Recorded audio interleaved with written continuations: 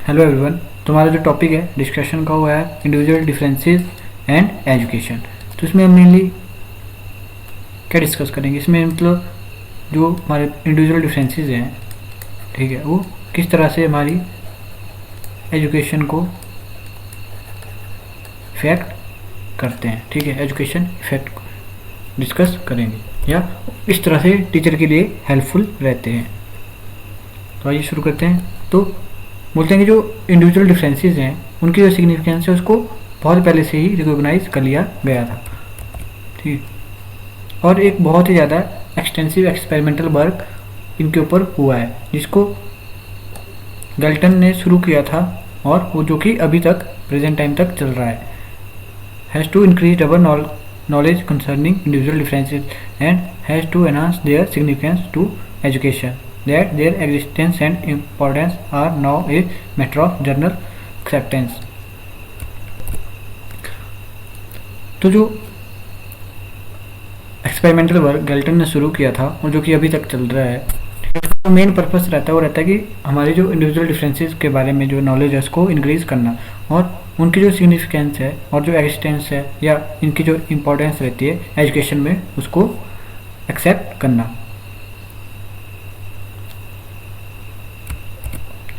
तो हर एक टीचर मतलब फर्स्ट पॉइंट बोलता है हमारा कि हर एक टीचर को क्या करना चाहिए कि उसको मतलब एक जो अपने पीपल्स हैं, जो अपने स्टूडेंट्स हैं, सॉरी, उनकी जो मतलब एक उनकी जो एबिलिटीज़ हैं, कैपेबिलिटीज़ हैं, इंटरेस्ट हैं, एट्रीब्यूट हैं, एटीट्यूड है, एप्टीट्यूड है और उनकी जो पर्सनैलिटी ट्रेट्स हैं उनके बारे में एक डिज़ायर्ड नॉलेज होनी चाहिए, जिससे कि वो उनकी जो नॉलेज गेन करने की जो प्रोसेस है उसमें वो अच्छी तरह से टाइम टू टाइम मॉडिफिकेशन कर सके। और जो इंडिविजुअल डिफरेंसेस की नॉलेज के ऊपर बेस्ड इंडिविजुअल गाइडेंस रहती है वो किस में हेल्प करती है, मैक्सिमाइजिंग यूटिलाइजेशन ऑफ देयर पोटेंशियलिटीज़, जो कि हमारे किसी भी स्टूडेंट की जो पोटेंशियलिटीज़ हैं उनको मैक्सिमम लेवल तक यूटिलाइज करने की में हेल्पफुल रहती है नॉलेज ऑफ इंडिविजुअल डिफरेंसेस, जो कि लीड करती है इंडिविजुअल गाइडेंस के लिए।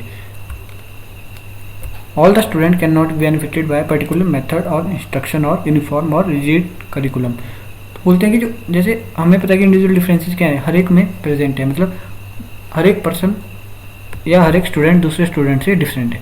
तो मान लेते हैं कि किसी के लिए ब्लैक बोर्ड मेथड सुटेबल है, ठीक है, किसी के लिए प्रोजेक्ट मेथड सुटेबल है, पर ऐसा तो नहीं है ना कि मतलब हर एक बच्चे के लिए जो ब्लैक बोर्ड मेथड है, ठीक है, वही सुटेबल है। किसी के लिए प्रोजेक्ट वे मेथड सुटेबल रहता है, किसी के लिए प्ले वे मेथड रहता है। तो by the knowledge of individual differences हम पता कर सकते हैं कि कौन सा बच्चा किस मेथड या किस टेक्निक या कैसे अच्छी तरह से चीज़ों को समझ पाता है। और जरूरी नहीं है कि हर एक बच्चे को जो यूनिफॉर्म और रिजिड करिकुलम ही सूट करे। नेक्स्ट आता है हमारे पास, तो हर एक ग्रुप में मतलब इंडिविजुअल रहता है कि जो कि मतलब किसी जो अपने ग्रुप से अलग ही रहता है या जिसके जो इंडिविजुअल डिफरेंसेस हैं उसको सेपरेट कर देते हैं ग्रुप से, जिससे कि उसकी या तो एक्सट्रीमली सुपीरियर बनेगा या एक्सट्रीमली डल बनेगा अपनी क्लास में या अपने ग्रुप में। तो इंडिविजुअल डिफरेंसेस की नॉलेज से हम उसको ग्रुप के साथ यूनाइट कर सकते हैं। और हम मतलब जो हमारे पास ग्रुप रहता है स्टूडेंट का, ठीक है, उस पूरे ग्रुप से एक यूनिफॉर्मिटी में जो हमारे पास सक्सेस है उसको उसकी उम्मीद नहीं कर सकते कि मतलब हमारा जो पूरा ग्रुप है वो एक बराबर और एक ही लेवल के ऊपर सक्सेस होगा, क्योंकि हर एक का जो इंटेलिजेंस लेवल है या उनका जो बैकग्राउंड है या उनका जो इंटरेस्ट है, जिनके एटीट्यूड हैं, एप्टीट्यूड हैं, वो अलग अलग रहते हैं। ठीक है, तो मतलब ऐसा हो सकता है ना कि कोई इंडिविजुअल एक चीज़ में अप जा रहा है तो सेकंड चीज़ में डाउन जाएगा। ये हो सकता है कि उसके जो हेरिडिटी एंड जेनेटिक डिसऑर्डर है वो उसको लीड कर रहे हैं। तो कोई भी जो ग्रुप है वो एक बराबर सक्सीड नहीं कर सकता है। ग्रुप में कोई स्टूडेंट हो किसी न किसी अदर एरिया ऑफ अचीवमेंट में लैग बिहाइंड करेंगे। नेक्स्ट हम बात करते हैं इंडिविजुअल डिफरेंसेस एंड एजुकेशन। तो individual and differences in education के अंदर that teacher can make the use knowledge of individual differences in education and teaching. The main features of this connection are following. तो जो कोई भी teacher है, ठीक है, वो अपनी टीचिंग एंड जो हमारी एजुकेशन रहती है उसमें जो नॉलेज ऑफ इंडिविजुअल डिफरेंसेस रहती है उनकी जो यूज़ कैसे कर सकता है। ठीक है, तो हमारे पास फर्स्ट पॉइंट रहता है एजुकेशनल गाइडेंस, सेकंड आता है इंडिविजुअल ट्रेनिंग, थर्ड वन आता है activity programme community in education, fourth one आता है contribution of school and family and sorry हमारे पास जो थर्ड रहता है, ठीक है, वो रहता है एक्टिविटी प्रोग्राम। ठीक है, और हमारे पास जो फोर्थ रहता है, फोर्थ आता है हमारे पास contribution of school family and community in education. तो ये हमारे पास फोर्थ रहता है पूरा। फिफ्थ वन आता है हमारे पास करिकुलम, सिक्स्थ वन आता है method of education, seventh one आता है limited size of class, fourth one आता है प्रोजेक्ट मेथड, नाइन्थ वन आता है डेल्टन प्लान, टेंथ वन आता है कॉन्ट्रैक्ट प्लान, लास्ट वन आता है हमारे पास वोकेशनल गाइडेंस। तो ये कुछ हाईलाइटेड पॉइंट्स रहते हैं कि कैसे कोई भी टीचर जो है नॉलेज ऑफ इंडिविजुअल डिफरेंसेस को एजुकेशन एंड उसकी जो टीचिंग प्रोसेस है उसमें कैसे यूज़ कर सकता है। तो अब इनको हम वन बाय वन डिस्कस करेंगे। तो फर्स्ट वन आता है हमारे पास एजुकेशनल गाइडेंस। तो एजुकेशनल गाइडेंस में हम बोल सकते हैं कि जो टीचर है, ठीक है, वो किसी भी इंडिविजुअल के जो पर्सनल डिफरेंसेस हैं उनको उनके बारे में एक एक्सपेरिमेंटल या उनके बारे में एक रिकॉर्ड तैयार करके किसी भी स्टूडेंट को उसकी जो एजुकेशनल करियर के ऊपर है उसके ऊपर गाइडेंस दे सकता है कि जो उसके इंटरेस्ट है उसके लिए कौन सा एजुकेशनल करियर बेस्ट सुटेबल रहेगा और वो किस एरिया में सक्सीड अच्छे से कर सकता है according to his aptitude and intelligence level. Next one आता है इंडिविजुअल ट्रेनिंग। तो on the basis of knowledge of individual differences, तो टीचर क्या प्लान कर सकता है, different method of training plan कर सकता है। जैसे पर्टिकुलर मैंने पीछे बात करी कि कोई इंडिविजुअल है उसको प्रोजेक्ट मेथड सूट कर रहा है, तो किसी को कॉन्ट्रैक्ट प्लान सूट कर रहा है, किसी को एक्टिविटी प्रोग्राम मेथड सूट कर रहा है। तो हम हर एक इंडिविजुअल के जो इंटरेस्ट हैं, एप्टीट्यूड हैं या जो कॉजेज ऑफ इंडिविजुअल डिफरेंसेस रहते हैं उनको स्टडी करके उसके लिए एक बेटर टीचिंग प्लान बना सकते हैं या ट्रेनिंग प्लान बना सकते हैं। नेक्स्ट बनाता है हमारे पास एक्टिविटी प्रोग्राम। अब इसमें क्या होता है, इसमें ऐसा होता है कि जो टीचर है वो on the basis of individual differences, ठीक है, पर्टिकुलर स्टूडेंट के लिए पर्टिकुलर एक्टिविटीज स्पेसिफाई या उनको एक्टिविटीज करने को देता है जो कि उनके ग्रोथ एंड डेवलपमेंट में हेल्पफुल रहती है या उनकी जो लर्निंग प्रोसेस रहती है उसमें हेल्पफुल रहती है। और ये जो हमारे पास एक्टिविटीज़ रहती हैं वो डेमोक्रेटिक प्रिंसिपल के ऊपर बेस्ड रहती हैं। These help to develop democratic notation in the children. तो मतलब इसमें क्या होता है कि by the knowledge of individual differences particular activities are assign to the students to achieve their curriculum goals या एजुकेशनल गोल्स। नेक्स्ट आता है हमारे पास contribution of school family community in education. तो by the knowledge of individual differences मतलब एक teacher है वो अपने लेवल पे बेस्ट कर रहा है, पर हमें पता है कि मतलब जो फुल नॉलेज है या फुल एजुकेशन है वो ओनली स्कूल से नहीं आती है, उसमें फैमिली कम्युनिटी का भी बहुत बड़ा रोल रहता है।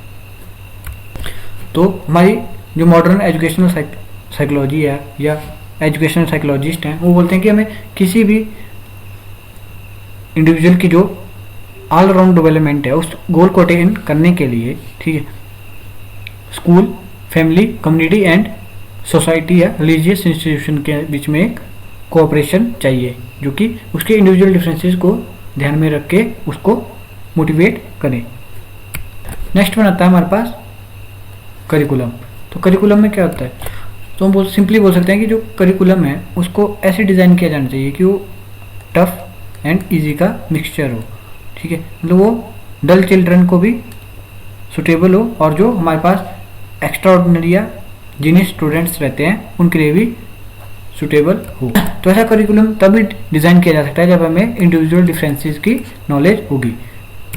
और अगर हम ऐसा करिकुलम नहीं बना पाते हैं जो कि हमें जीनियस एंड डल स्टूडेंट दोनों के लिए सुटेबल हो, तो जो उसका जो इफेक्ट है वो किसमें रिफ्लेक्ट होता है, development and growth of the childrens. Next one आता है हमारे पास method of education, sixth one है।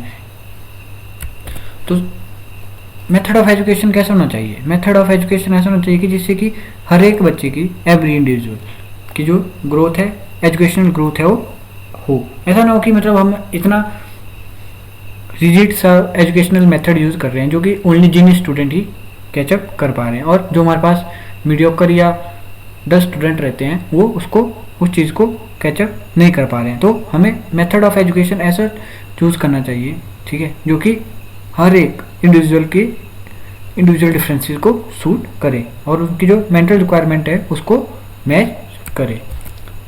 तो नेक्स्ट वन आता है हमारे पास limited size of class.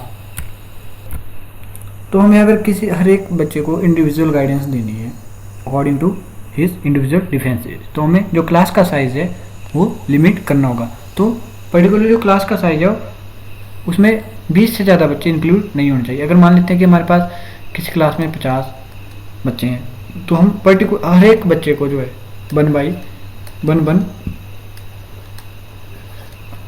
Individual guidance नहीं दे पाएंगे, क्योंकि इतनी बड़ी 50 बच्चों की क्लास को हैंडल करना बहुत मुश्किल होता है। तो इसलिए एडवाइस किया जाता है कि जो मिनिमम नंबर ऑफ स्टूडेंट्स रहने चाहिए या मैक्सिमम नंबर वो 20 रहने चाहिए किसी भी क्लास में, जिससे कि जो हमारी टीचिंग लर्निंग है वो इफेक्टिव बनी रहे।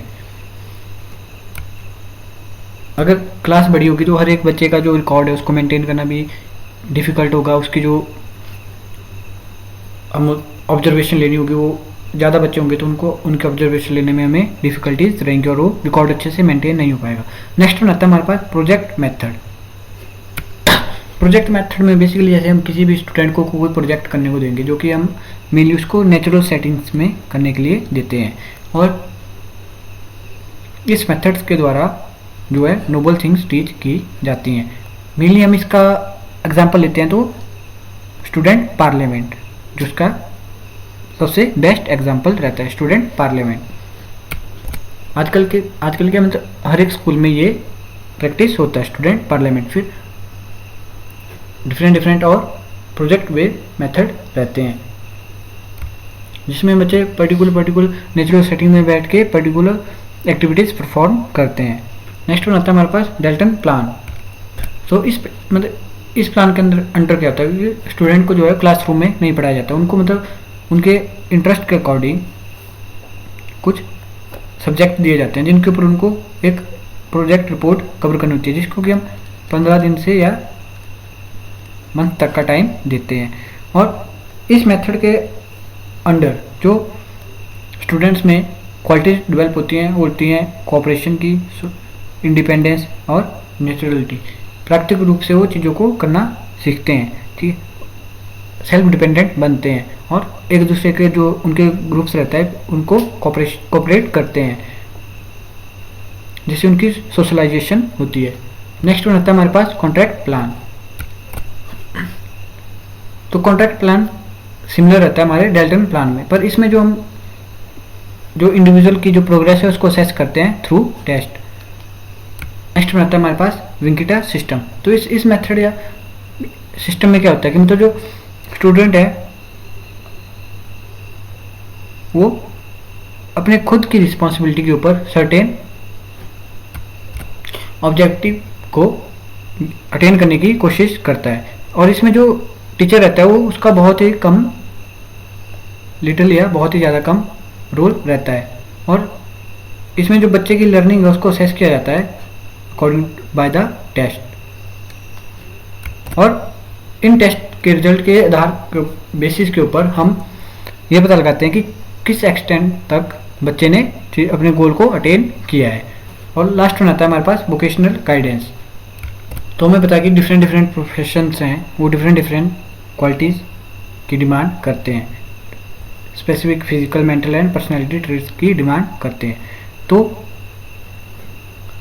जो टीचर है वो अपने स्टूडेंट्स की जो इंडिविजुअल डिफरेंसेस है उसकी उनको टीचर्स को नॉलेज है, तो उनके बेसिस के ऊपर जो टीचर है अपने स्टूडेंट्स को वोकेशनल गाइडेंस देते हैं, ठीक है। उनको पता है कि किसी स्टूडेंट का जो इंटरेस्ट है वो पर्टिकुलर फील्ड के लिए सूटेबल है, या किसी स्टूडेंट की जो बॉडी है मस्कुलर बॉडी है तो वो एक हैवी मसल रिलेटेड कोई जॉब कर लेगा, तो उसको उस तरह की गाइडेंस दी जाती है। तो इस तरह से इंडिविजुअल डिफरेंसेस एक टीचर के लिए हेल्पफुल रहते हैं। तो हमने तो आज हम इंडिविजुअल डिफरेंसेस एजुकेशन के अंदर जो किस प्रकार से इंडिविजुअल डिफरेंसेस की नॉलेज जो है टीचर को हेल्प करती है, उसके अंदर हमने 12 डिफरेंट पॉइंट्स डिस्कस किए।